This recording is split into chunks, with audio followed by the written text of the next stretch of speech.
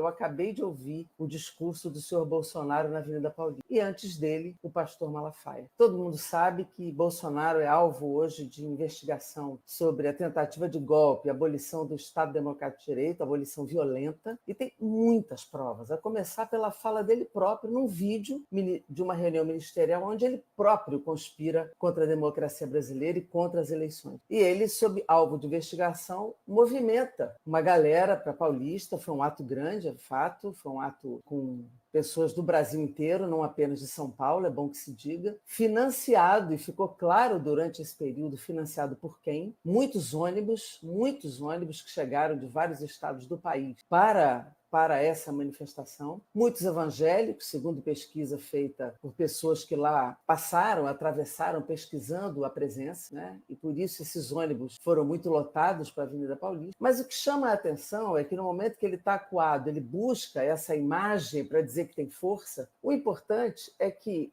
ele deu ao Malafaia o discurso de atacar o Supremo Tribunal Federal.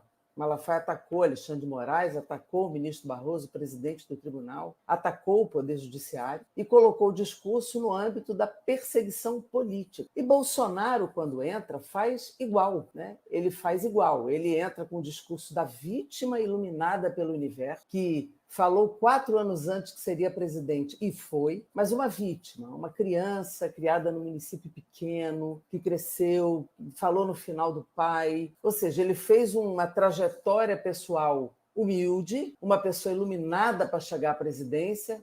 Só não negou que era um cara da velha política, porque ele teve que dizer, ficou 28 anos na Câmara dos Deputados, e que ele falava para as paredes, e falava mesmo, porque ninguém ouvia os discursos de Bolsonaro, que só era um discurso de apoio à tortura, apoio à ditadura e apoio a tudo que não prestava da história autoritária do Brasil. Além de agredir uma deputada dizendo que ela não merecia ser estuprada porque era feia. Então, esses discursos, de fato, não tinham audiência. E foram 20 anos de um irrelevante deputado federal que não prestou nenhum serviço à sociedade brasileira, sem projetos aprovados, sem ser líder de nada, sem ser presidente de comissão.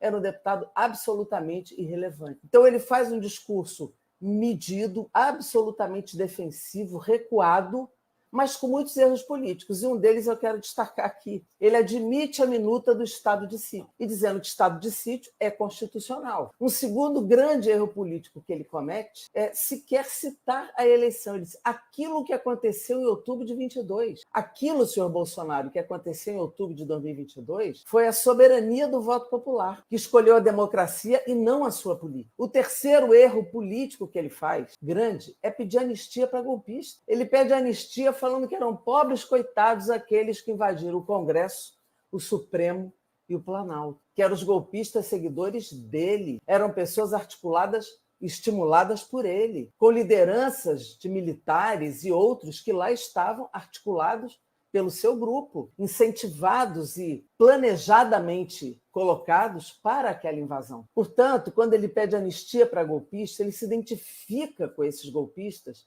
e se coloca do lado do golpe. O quarto grande erro político dele foi dizer apenas alguns o que ele quis dizer é o Supremo, tentando dizer que está sendo perseguido pelo Supremo. E ele ainda levanta aquelas bandeiras de sempre, né? De costumes, ideologia de gênero, que é coisa da direita, nunca foi da esquerda, fala da propriedade privada, ou seja, ele mantém a sua posição, fala da eleição. Esse ato também não foi por acaso, também teve uma perspectiva de estimular a participação nas eleições. Agora, politicamente, um ato muito pouco representativo, com muito pouca gente do mundo da política. Só tinha ele, os 3 ou 4 deputados dele, e, lamentavelmente, o governador de São Paulo e o governador de Goiás, que, aliás, têm sido muito bem nutridos por uma política republicana do governo Lula. Então, o que eu quero dizer para isso, dizer por conta disso, é que foi um ato pago, financiado para ter muita gente, e ele tem muita gente ainda no Brasil, a gente vê pelas pesquisas que tem ainda uma base realmente que sustenta o bolsonarismo,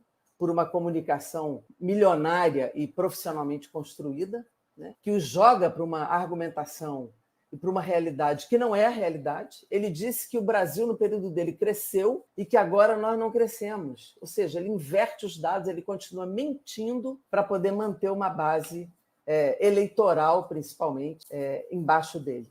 Se coloca como o mito, todo mundo grita como o mito, mantém aquelas músicas, né, que lembram muito regimes autoritários, né?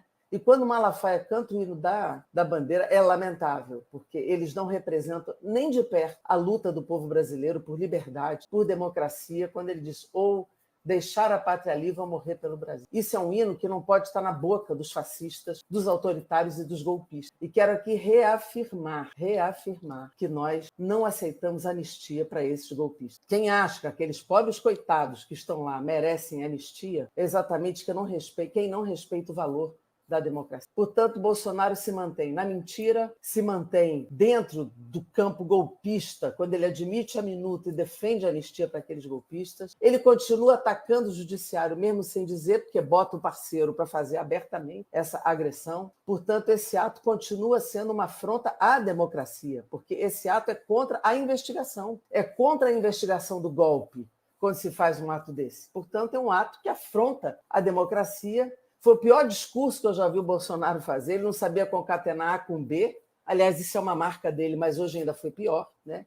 E é um ato que apenas revela de que lado está Bolsonaro, que é o lado do golpe, e o lado autoritário e contra a democracia. Eu acho importante dar essa opinião aqui imediatamente após a fala dele, para que a gente já se posicione. Obviamente, daqui para a sessão da Câmara, muita coisa vai acontecer e a gente volta a se ver dentro da Câmara dos Deputados na próxima semana. Um grande abraço para vocês, bom domingo, bom complemento de jogo aí do Fla-Flu e que a gente possa viver de fato em paz, não a paz dele, mas a nossa paz sustentando a democracia, os direitos e a superação das desigualdades. Um abraço para